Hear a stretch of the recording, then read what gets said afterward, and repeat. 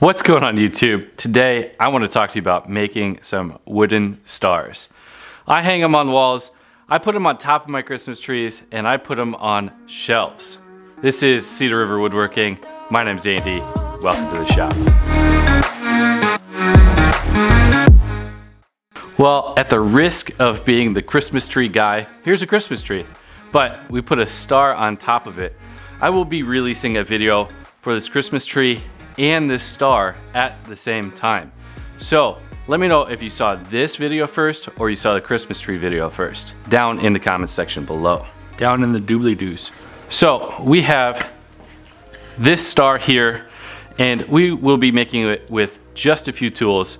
It's gonna be a drill, a miter saw, and we are going to be using a Craig pocket hole system. Now, if you don't have any of those tools, that is perfectly okay. I will have links to everything that I use down in the video description below. Now let's hop down to the saw and I will show you how we make these stars. So we are back at our favorite tool, the miter saw. So essentially we are going to be making some diamonds that look just about like this. I'm going to be using some scrap 2x4s that I've laying around. You'll need about 36 inches or so to do this project. How we're going to start this off is we are going to set our saw to 54 degrees.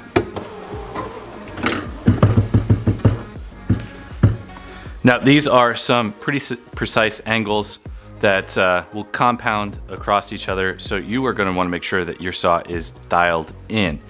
You can do that by making a square with miters on the ends of it, and if you have any type of gap on the last opening, then you know that you'll need to tune in your saw. I will have a video out on how I tuned my particular saw here. So we are going to cut the end off of this at that 54 degree.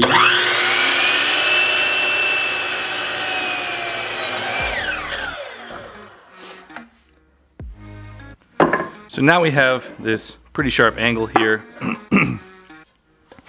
and we are going to measure 11 inches from the point of that.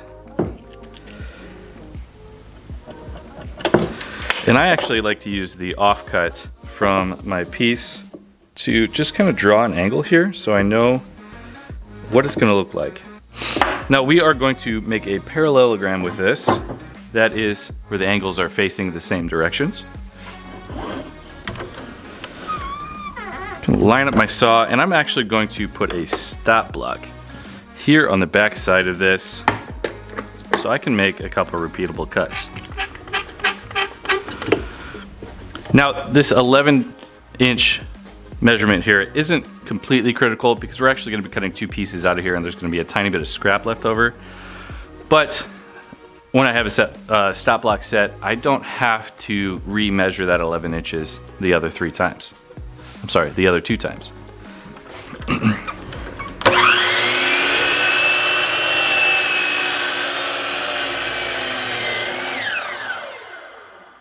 Remember, when using a stop block, make sure the blade stops completely, because if it's still spinning, it could catch this piece and have it trapped in there and kick back, injure you, or break your saw. So here we are with our parallelogram. This is what I mean, the angles face the same direction.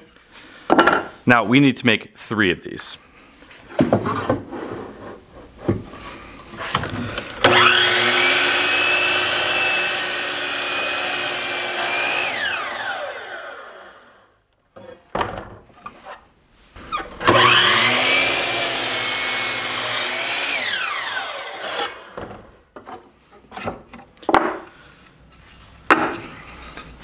Now with the 3 of these cut, we are going to go ahead and change our saw again. Now we are going to change that to a 36 degree angle. And this is what I mean by things will compound. I'm actually going to take an offcut of one of these. I'm going to set it in here. So now with our parallelogram cut, I'm going to measure from the tip here to right here, and that is going to be 6 inches from here to here, and that's going to make it so it matches this edge to this edge. So with this in here, I actually have a offcut of one of these pieces clamped down, and that is going to help hold everything in together. That's going to be nice and safe because it keeps it completely trapped in there, so that the pressure of the saw isn't going to make it kick or want to fly off in other directions. So like I said, 36 degrees, and we are going to measure 6 inches from the tip here.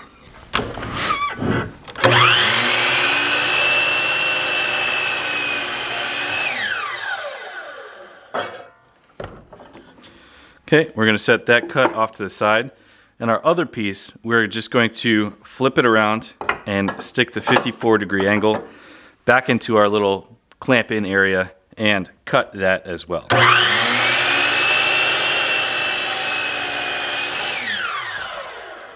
So here's what I mean by a little scrap piece left over. There's not a whole lot of scrap in here. So then, once we have one side of this cut, we're going to take it out and flip it over, and then we're going to cut the other 36-degree angle.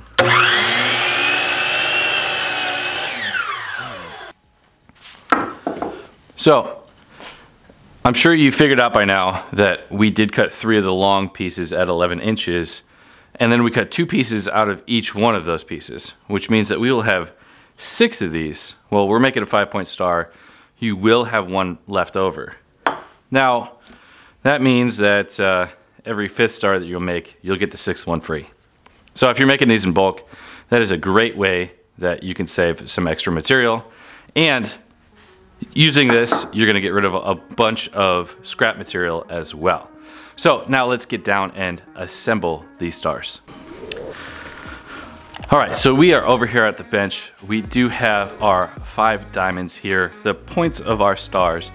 Now off camera, I did put a little chamfer on the edge here. Now that's going to give us a little bit of separation between the points of these stars. Now how we are going to assemble this is with everyone's favorite tool to hate, the Kreg pocket hole. It's just a simple, easy way to do this.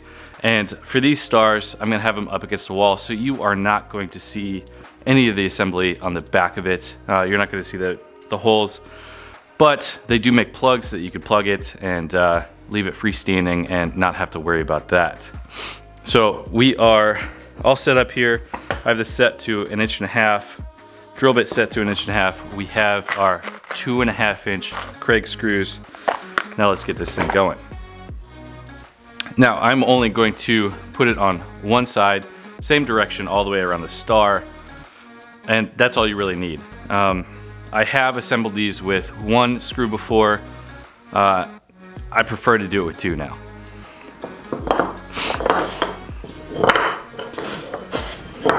So I have this laid out on the table, and I'm just going to pick it up and place it in my jig, and then drill our holes. Now, just a good rule of thumb with this, I always set my drill to the highest speed when drilling the holes, and when I do an impact, I do it lightly when I tighten the screws.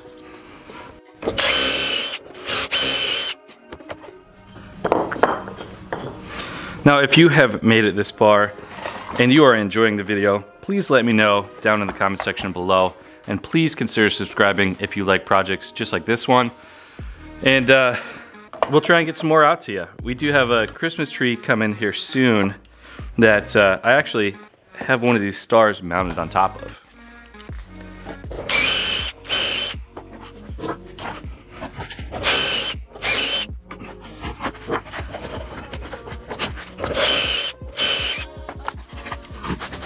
Okay, now we are just going to flip our star over and assemble everything.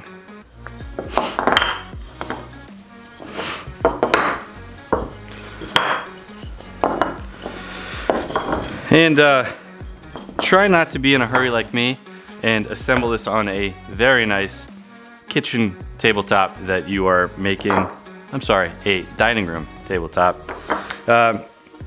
Sometimes I could be a bit of a menace on these things, but it seems to do okay so far. Now I do like to clamp down all of my Craig pocket holes. It just helps keep everything in alignment. So we'll just line up the front points there and secure it down there. Like I said, I'm using 2 screws on this.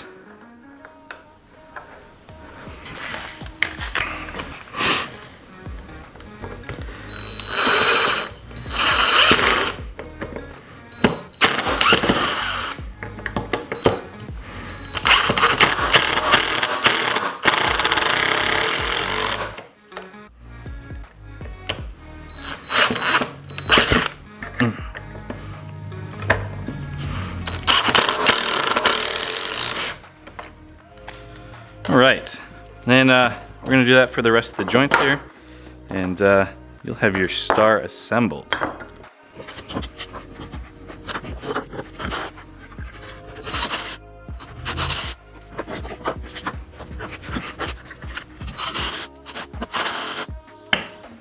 All right, this last point, this is the one that's gonna tell you if your saw is in calibration or not.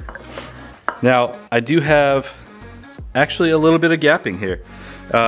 So that's on me. My saw isn't quite calibrated right. But one of the things that you can do is you can kind of loosen up all the joints and spread that gap across all the different joints. And that will help kind of diffuse this. That chamfer on the front, it will help deflect some of it.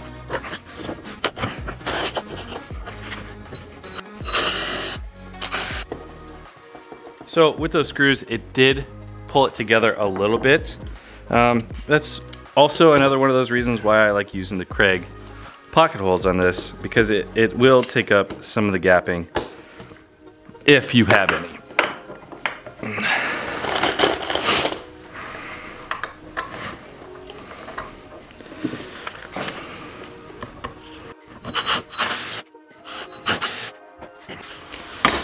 All right.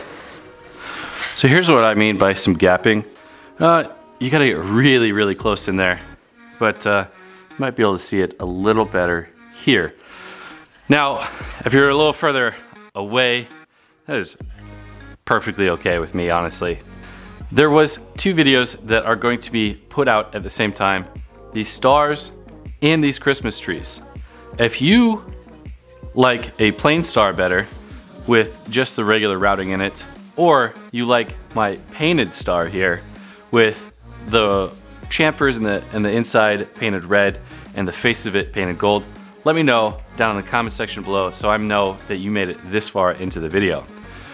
Now, if you enjoyed the video, please consider subscribing. Check out the Christmas tree video. I'll have it in the cards at the end of this and pinned into the top comment. Anyways, for now, my name has been Andy. This has been Cedar River Woodworking, and we'll see you in the next video.